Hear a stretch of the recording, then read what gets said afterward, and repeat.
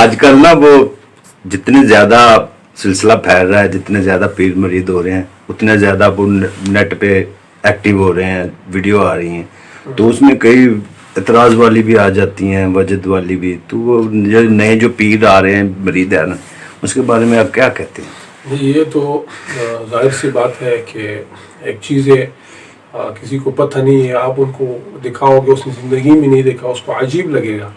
اور یہ غلط کرتا ہے کہ جو وجد کا ویڈیو ہے اس کو شیئر کرتے ہیں. بالکل شیئر نہیں کرنا چاہیے، بلکہ اپنے ساتھ سوچ لیں کہ آپ کے محفل میں جو نیا بندے ہوتے ہیں اس کو بھی ہنسی آ رہی ہے کیا کر رہے ہیں، کیونکہ ان کو سمجھنے علم نہیں ہے.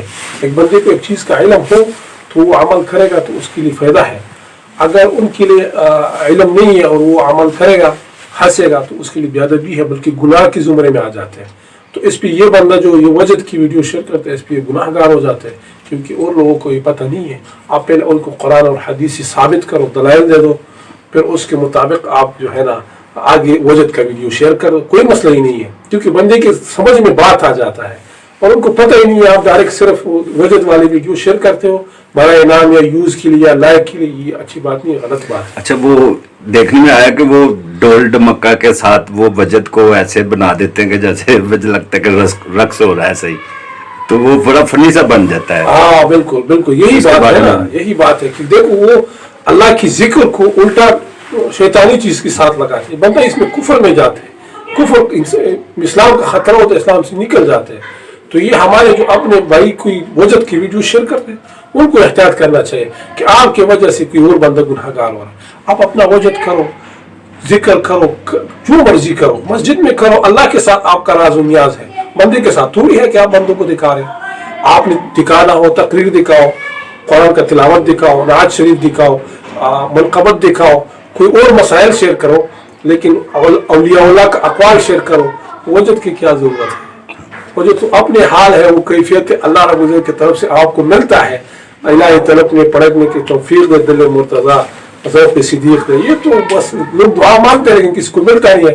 آپ کو جب مل گیا تو آپ اس کو راز میں رکھو، اس کو افشا کرنے کی ضرورت نہیں ہے. مثال ہے، کوئی کشف ہوتا ہے انسان کو اور وہ ہر کسی کو بتاتے ہیں میں نے ایسا کشف دیکھا، ایسا، اس سے کشف چھینا جاتا ہے کیونکہ اس نے نعمت کا قدر نہیں کیا. یہ نعمت کا قدر کرو، ادب کے ساتھ، احترام کے ساتھ اپنے پاس رکھو، تو اس میں اللہ اور اضافہ کر دیتے ہیں. اور اگر آپ دنیا کی نام شہرت کے لیے بولتے ہو، اللہ آپ سے چھین لے گا کہ آپ اس کے قابل نہیں ہیں. جیسا ہم نے پہلے بابا جی کا تذکرہ کیا نا، وہ علماء آئے اپنے نام شہرت کے لیے آئے تو وہ واپس پیچھے ہٹ گئے، لیکن بابا جی نام شہرت کے لیے نہیں، اللہ رضا کے لیے آئے تھے. تو اللہ جب اس کو دیکھ رہا تھا تو اللہ نے اس کو عزت بھی ایسا دیا کہ انشاءاللہ قیامت تک دنیا یاد رکھے گا. ختم زندگی کی. آمین. تو اچھا، وہ عام سالک جو میرے جیسا ہے وہ کیسے خدا کا قرب حاصل کر سکتا ہے؟ کیسے اس کے نزدیک وہ اسباق جو آپ دیتے ہو کیسے حاصل کر سکتا ہے؟ یہ تو آپ کے اوپر ہے کہ آپ مرشد کو کس نظر سے دیکھتے ہو. آپ آتے ہو دنیا کے خاطر آتے ہو کہ مجھے کچھ دنیاوی کام ہو جائے، میرا کاروبار بند ہے، یہ ہو جائے، یا آپ آتے ہو اللہ رضا کے لیے؟ جب آپ آتے ہو اللہ رب العزت کی رضا کے لیے، آپ کے گھر میں یہ دل میں گھومتا ہے تو اللہ رب العزت آپ کسی نیک بندے کا راستہ دکھا دیتا ہے. آپ ادھر خود بخود آپ کا دل چاہتا ہے کہ میں وہاں پہ جاؤں. جب آپ وہاں پہ جاتے ہیں اور آپ کو کامل مرشد ملتا ہے تو وہ جب آپ کو بیعت کرتے ہیں تو اسی وقت آپ کا یہ نسبت جو ہے نا، یہ رسول اللہ صلی اللہ علیہ وسلم سے جڑ گیا ہے. یعنی مرشد کا ہاتھ جو ہے نا، یہ بلا کیف چلتے چلتے یہ خدا کا ہاتھ بن جاتا ہے. لیکن آپ جب بیعت کرتے ہو تو اس وقت آپ کا جو باطنی حالت ہوتا ہے اس میں ایک دم سے وہ اللہ کا نور داخل ہو جاتا ہے. جب داخل ہوتا ہے تو آپ کا یہ لطیفہ قلب یہ اللہ کے ذکر میں ذاکر ہو جاتا ہے، اور یہ جب ذاکر ہوتا ہے تو اس کا تعلق نفس کے ساتھ ختم ہوتا ہے. ایک دشمن ہوتا ہے باہر ہے نا، گھر سے باہر ہے تو دشمن حملہ کر لے گا، ہم اوپر مرچے بنائیں گے، گیٹ بند کریں گے، بڑے بڑے تالے لگائیں گے. ہم کو پتہ ہے کہ میرا دشمن ہے، میں اس کا مقابلہ کروں گا. تو باہر ہے، اس کے ساتھ مقابلہ کرنا آسان ہوتا ہے. جیسا بارڈر کے اوپر ہندوستان یا وغیرہ حملے کرتے ہیں تو فوج اس کا مقابلہ کرتے ہیں. ایک دشمن ملک کے اندر ہوتا ہے، اس کا مقابلہ کیسا ہے؟ وہ کسی بھی ٹائم آپ کا کمرے کا دروازہ کھول سکتا ہے. تو یہ شیطان جو ہے نا، یہ باہر دشمن ہے، یہ نفس جو ہے نا، یہ اندر دشمن بیٹھا ہوا ہے. یہ کیا کرتا ہے؟ یہ آپ کو دل کو اپنے قابو میں لاتے ہیں، اور آپ کے دل کو قابو میں لائے بس آپ जो मिसाल आप कोई भी काम करते हो, मैं आपसे पूछूं भाई आप क्यों ये दाढ़ी छोटा करते हो, तो आप कहे यार दिल ने कहा है। दिल ने क्यों कहा है? आपको पता नहीं है, कुरान हदीस में नहीं है कि गुनाह है, मालूम है आपका दिल खराब है, इसमें कोई मसला है जो आपको ये दिल गलत मशवरा देता है, इसका ताल्लुक किसी के साथ है, वो उसको समझा रहे हैं। वो क्या है? नफ्स है। और नफ्स को कौन समझा रहा है? वो शैतान है, वो शैतान के हाथ में है और ये दिल जो है ना ये नफ्स के हाथ में है। तो जब मुर्शिद तवज्जो देता है आपका दिल जाकिर होता है, ये अल्लाह अल्लाह शुरू करते हैं। जब ये अल्लाह अल्लाह शुरू, ये तो रहमान के रास्ते पे है, वो शैतान के, इनके रास्ते अलग हो गए। फिर आप मुर्शिद मुबारक रूह में तवज्जो करते हैं, वो लतीफ़ ज़ाकिर होते हैं, सिर खफी अखफा नफसी तक पहुँच जाते हैं। ये 5 लताइफ आलम अमर का, ये जब जाकिर होता है तो इसका ताल्लुक उसके साथ, नफ्स के साथ बिल्कुल ख़त्म है। वो 5 इकट्ठे दोस्त हो गए, वो सारे अल्लाह का जिक्र करते। एक नफ्स जो है ना ये दिल के ऊपर आशुक है। एक बंदा आशुक है किसी के ऊपर, वो जो मर्जी हो लेकिन उसके साथ वो इश्क मोहब्बत करेगा। इस तरह ये नफ्स जो है ना ये अपने इश्क से मजबूर है, वो इश्क करेगा। तो फिर मुर्शिद जो है ना 6ठी दर्जे पे उसको नफसी का सबक देता है, यहाँ पे उनका मकाम होता है। फिर वो नफ्स में जिक्र शुरू करता है, ये नफ्स भी उसके साथ जिक्र शुरू करते हैं, वो बराए नाम शुरू करते हैं, जैसे रियाकारी बंदा करते हैं ना, दिखावे के लिए उसके साथ जिक्र शुरू करते हैं कि मैं दोस्ती हूँ उनके साथ बने।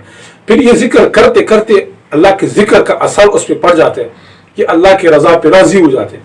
मर्दिया, मुतअम्मा, मलहमा, लवामा, ये 7 किस्म अक़साम है। इससे जब निकल जाए ये मुतमईन हो जाते हैं, बिल्कुल अपनी असली हालत पे आ जाते हैं।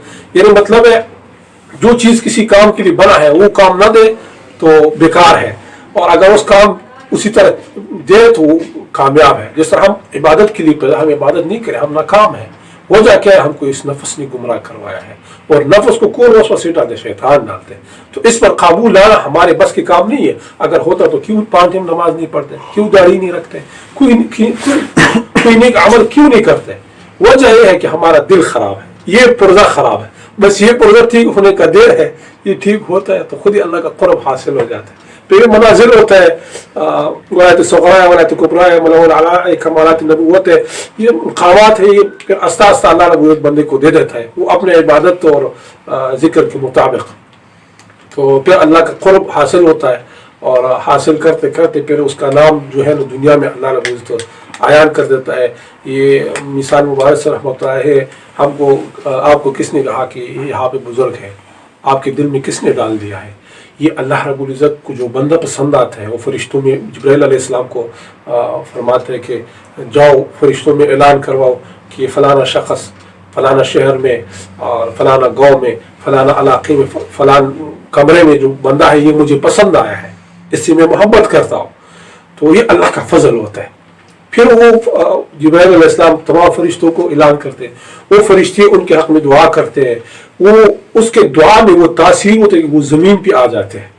और वो तासीर ये होता है कि मुबारक साहब जंगल में बैठा था पेशावर बाड़े में, लेकिन लोग पंजाब से आते थे, जर्मनी से आते, ईरान से, अफगानिस्तान से, दुनिया के पूरी दुनिया से लोग वहाँ पे आते। वो था बज़ाहिर एक एजेंसी था, गैर इलाका था, यहाँ पे दिन 12 बजे जाना मुश्किल है, लेकिन अल्लाह रब्बुल इज़्ज़त जिस पे फजल करता है और उसको अपना क़ुर्ब देता है, फिर उसका चर्चा ऐसा करता है।